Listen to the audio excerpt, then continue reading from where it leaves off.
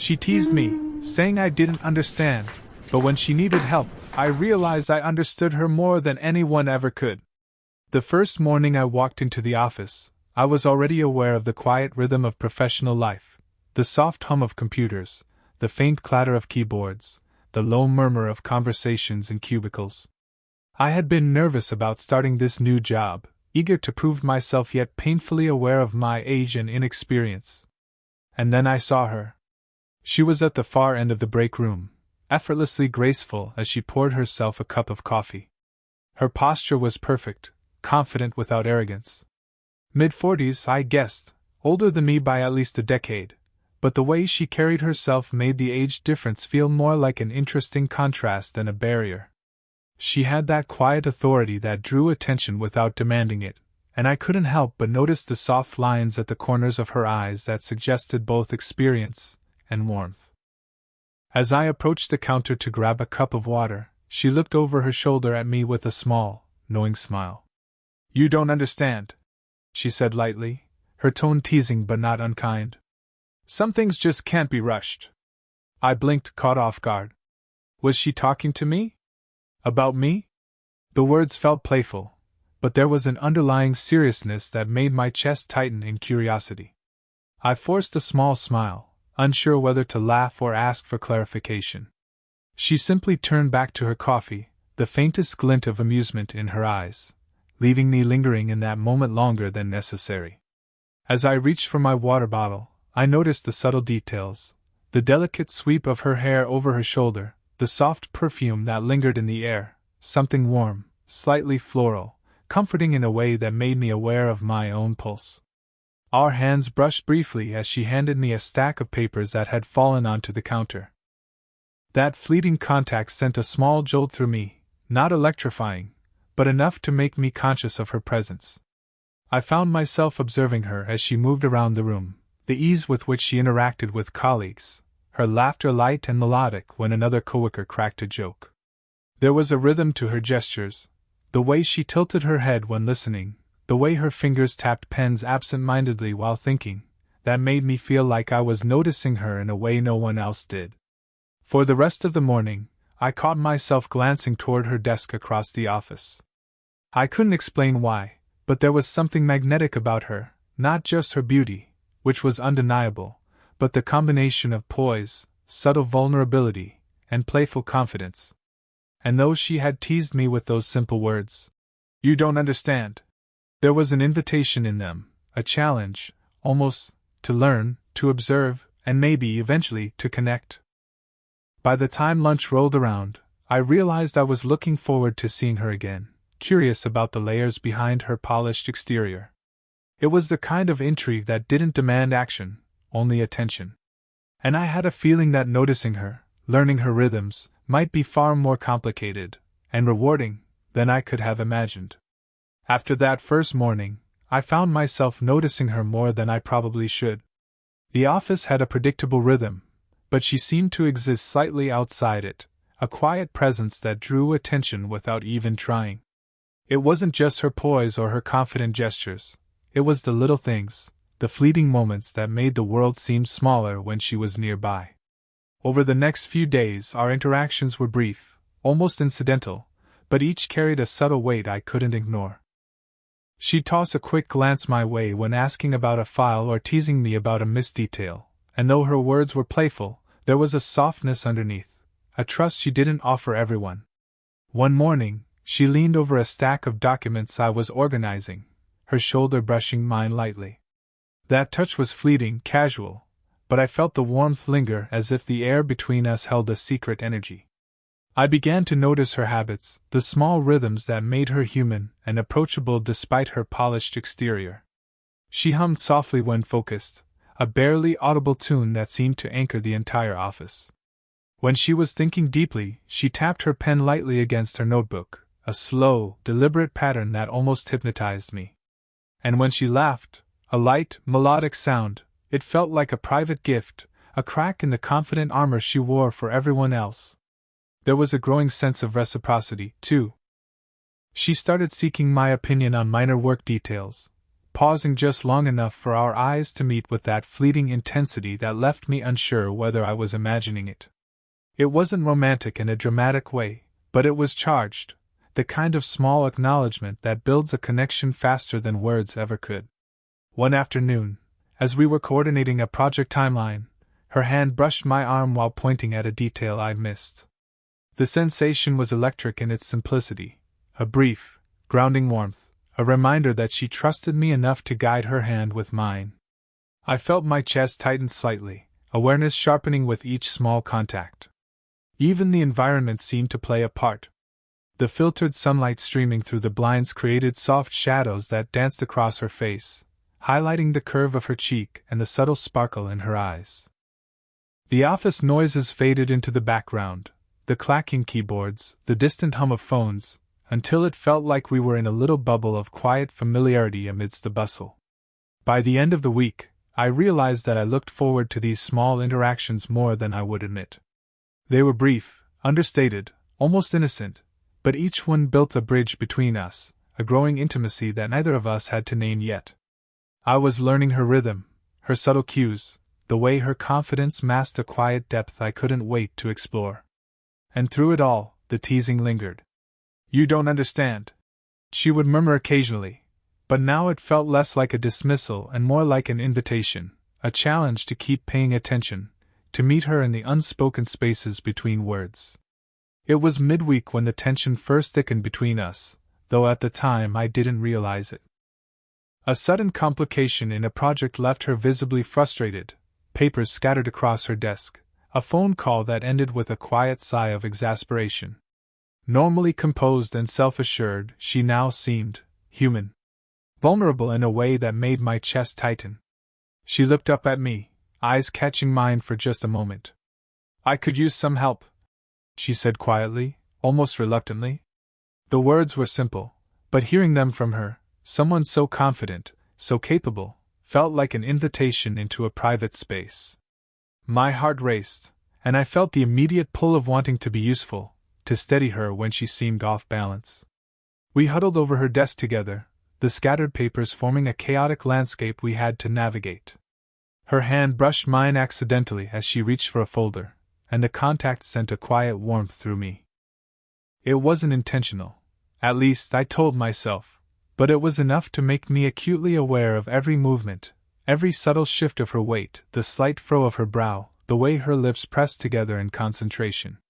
As we worked, I noticed how her vulnerability contrasted with the teasing persona she usually carried. There was a softness in her gestures now, a pause between her words, a subtle tension in her shoulders that wasn't there before. And yet, even in this quiet struggle, there was elegance, her movements deliberate, controlled, measured, revealing someone who had mastered composure but allowed herself to lean on me, just for a moment.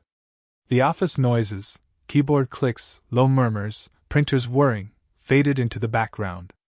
All I could hear was the faint sound of her breathing, steady but slightly uneven when she realized the problem was bigger than expected. I offered a suggestion, and she nodded, brushing a loose strand of hair from her face, her fingers grazing my arm ever so briefly as she leaned forward. That brief contact felt electric and grounding at the same time, a reminder that her trust was real, tangible. Her eyes met mine again, and in them, I saw something unspoken, relief, frustration, and maybe a flicker of something else I wasn't sure I could name. I realized how much I wanted to be the one who eased her tension, to bridge the gap between her confident exterior and the quiet vulnerability I glimpsed now and then. By the time we solved the issue together, a calm had settled between us.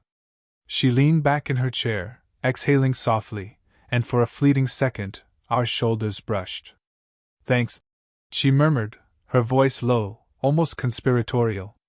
It was a simple word, but it carried weight, a quiet acknowledgement that in this moment, I mattered to her in a way beyond the professional. Walking back to my desk, I felt a mixture of exhilaration and confusion. The teasing, the distance, the age difference, all of it seemed less significant than the subtle intimacy of a shared challenge, a fleeting touch, a glance that lingered just a little too long. And I knew, somehow, that things between us were starting to shift, quietly, irresistibly, in ways neither of us could ignore. A few days after the project crisis, the office was quieter than usual. Most colleagues had left for the day, leaving only the soft hum of computers and the faint echo of chairs scraping against floors.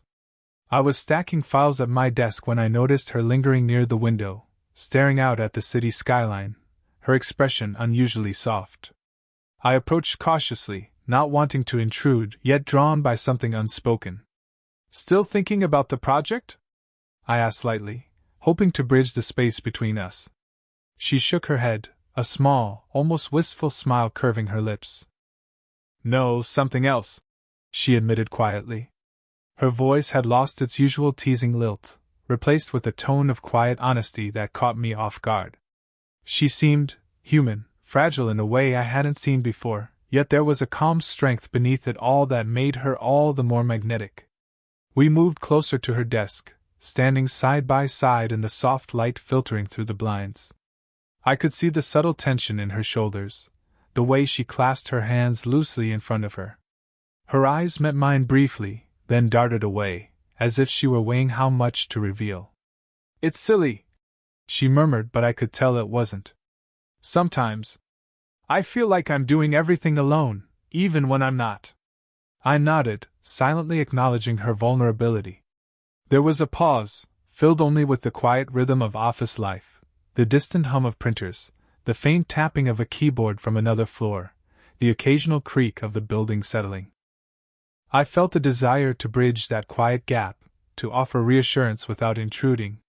When she turned toward me, her shoulder brushed mine lightly.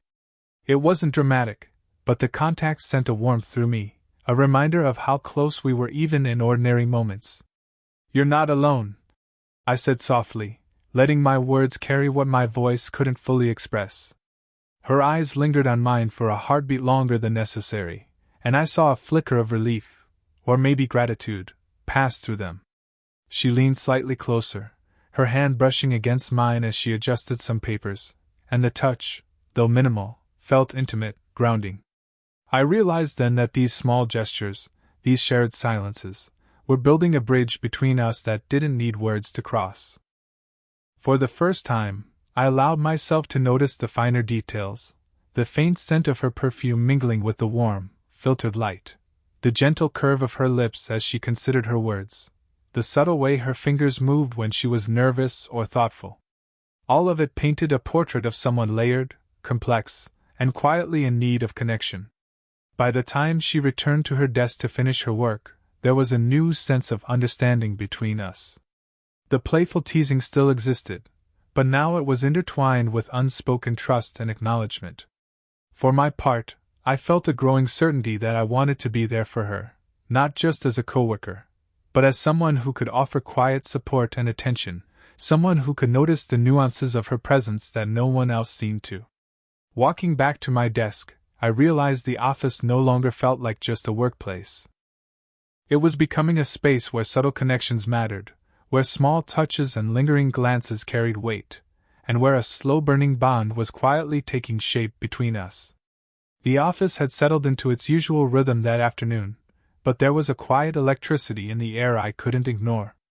She had asked me to stay late to help finalize a report, and as we worked side by side, I noticed a shift in the way we interacted, something deeper, more intimate than the teasing exchanges of the past weeks.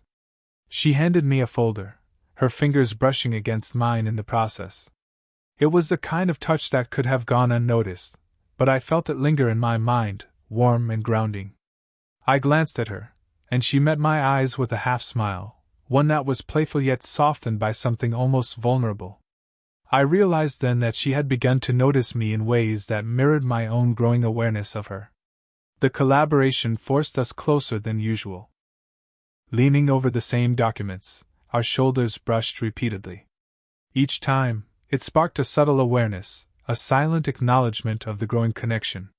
She would glance up at me, pause, and allow her gaze to linger longer than necessary before returning to her work. And I noticed it, the small, deliberate pauses, the way her lips would twitch in a restrained smile whenever I offered a suggestion or corrected a minor mistake. At one point, a particularly tricky section of the report required us to huddle even closer. Our heads bent over the same spreadsheet, and I could feel the faint warmth of her arm against mine. It was a touch that carried no urgency, no intention beyond the moment, but it was enough to send my heart racing and make the world outside the office feel distant. She looked up suddenly, catching my gaze, and held it for a beat.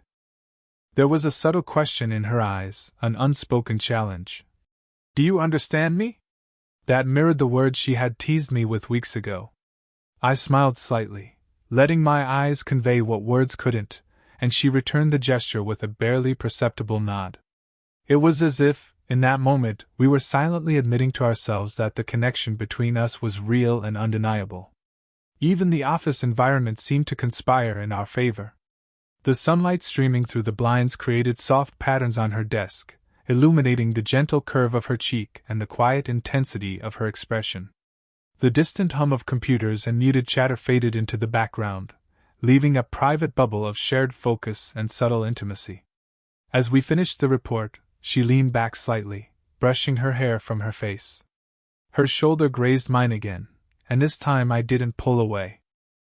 Instead, I felt the grounding warmth of her presence, and the comforting realization that our interactions had grown beyond mere professional necessity. There was trust, respect, and a shared understanding, an unspoken bond that neither teasing nor professional boundaries could erase. By the time we left the office together, walking toward the elevator, our conversation was lighter, punctuated with quiet laughs and knowing glances. There was still hesitation, still the unspoken awareness of the age gap and the boundaries of propriety, but there was also a burgeoning closeness, a sense that our connection was real, mutual, and quietly electric. That evening, I walked home with the lingering warmth of her presence, aware that something between us was shifting, slowly but irrevocably, towards something neither of us could fully name yet. It was late in the week, and the office had quieted almost entirely. Most of the staff had already left, leaving only the soft hum of fluorescent lights and the occasional clatter of keyboards from someone working on another floor. She had asked me to stay a little longer to help with a project that had suddenly taken a complicated turn. As I approached her desk, I found her staring at the screen with a furrowed brow, the usual playful confidence replaced with a subtle tension that made her seem human, real, and slightly vulnerable. "I'm glad you're here," she said, almost in a whisper, the usual teasing lilt absent. Her words were simple, but I could feel the weight behind them: trust, reliance, and maybe even a hint of dependence. My chest tightened at hearing them, aware of how much this small acknowledgement meant. We bent over the spreadsheets together, shoulders brushing as we worked side by side. Each accidental contact sent a quiet jolt of awareness through me. Her hand occasionally grazed mine when passing files, and the warmth of her touch lingered long after she had withdrawn it. It wasn't dramatic, but it was enough to make the air between us feel charged, almost electric, though entirely within the realm of subtle, platonic intimacy. At one point, she leaned back in her chair and sighed softly. "I don't know what I'd do without your help," she murmured, her eyes meeting mine with an honesty I hadn't seen before. In that moment, the teasing and playful distance that had defined our interactions melted away, leaving a raw, quiet connection that both terrified and thrilled me. I realized, almost painfully, that my feelings for her had grown beyond mere admiration or simple curiosity. There was something deeper, a tenderness I hadn't fully allowed myself to name, mixed with the knowledge of our age difference and professional boundaries. And yet, as I looked at her, at the slight tension in her shoulders, the subtle furrow of her brow, the softness in her gaze, I felt a profound desire to be there for her, to support her, to protect that fragile space she was letting me into. Her voice drew me back from my thoughts. "Thank you for noticing, for being here," she said, her hand brushing lightly against mine as she adjusted a stack of papers. The touch was brief, accidental, yet it spoke volumes, an unspoken acknowledgement of the bond forming between us. For a moment, we simply shared the quiet space, our eyes meeting in silent understanding. No words were necessary. The subtle warmth from her presence, the light pressure of her hand near mine, and the gentle cadence of her voice created an intimacy that neither teasing nor social caution could diminish. By the time we finished the project, a sense of calm satisfaction had settled over us. The professional tension remained, but it was now interwoven with trust, quiet desire, and a new awareness of the connection that had been quietly building between us. As I left the office that evening, I carried with me not just the accomplishment of a job completed, but the weight of a realization. This slow, careful closeness, this gentle, teasing, vulnerable bond, was no longer something I could ignore, and I sensed she felt it too. By the time Friday evening rolled around, the office had emptied almost entirely. The soft hum of the remaining computers and the muted shuffle of papers created a quiet, almost private atmosphere. She had stayed a little later than usual, ostensibly to finish some work, and I found myself walking beside her as we left the building. The city streets were bathed in the golden glow of the setting sun, the soft warmth spilling across our faces and the gentle evening breeze tugging at her hair. We walked side by side, not touching, yet the closeness felt significant. Each step seemed to echo the subtle rhythm that had developed between us over the past weeks. Moments of teasing, brief touches, and long, lingering glances. She spoke lightly about weekend plans, but there was a softness beneath her words, a quiet acknowledgement that our connection had grown deeper than either of us had anticipated. At one point, she paused at a street light, turning slightly to look at me. Her expression was gentle, reflective, and for a moment, the teasing confidence that had defined our early interactions was gone. "I'm glad you stayed," she said quietly, her eyes searching mine as if to measure the weight of my response. "I really mean it." Her words were simple, but they carried a warmth and sincerity that made my chest tighten. I offered a small, genuine smile, feeling the same quiet truth in her presence that I had sensed during our long hours in the office. The trust, the unspoken affection, and the subtle tension that had grown between us. As we continued walking, our shoulders brushed lightly, and this time neither of us recoiled. The contact was brief, casual, yet grounding, an unspoken affirmation of the bond we had nurtured. I noticed the faint scent of her perfume mingling with the evening air, the soft sway of her hair, and the gentle cadence of her steps beside mine. Every detail felt significant, every shared glance a small testament to the slow, careful intimacy we had cultivated. We reached a quiet park nearby, the last rays of sunlight filtering through the trees. She leaned slightly against the railing, and I stood close, our proximity comfortable, yet charged with a subtle awareness. She smiled, a small, private curve of her lips, and for the first time, I felt a sense of closure without needing words. The teasing, the tension, the moments of vulnerability, all of it had led to this quiet understanding. "I really appreciate you," she said softly, her hand brushing mine as she adjusted a strand of hair. There was no urgency, no pressure, just warmth, sincerity, and a gentle acknowledgement of what had grown between us. I returned the gesture with a steady, comforting presence, letting her know without words that the feeling was mutual. As we finally parted for the evening, I felt a lingering sense of calm satisfaction. The story of our connection wasn't one of dramatic confessions or overt romance. It was quieter, subtler, and infinitely more meaningful. The slow-burn tension, the teasing, the shared glances, and gentle touches had created a bond built on trust, mutual respect, and quiet affection. Walking home, I realized that this was just the beginning. Our connection had deepened into something real, something that didn't need to be rushed or defined immediately. And in that slow, unspoken understanding, I felt a quiet, enduring warmth, a promise of more moments, more glances, and more gentle, meaningful closeness yet to come.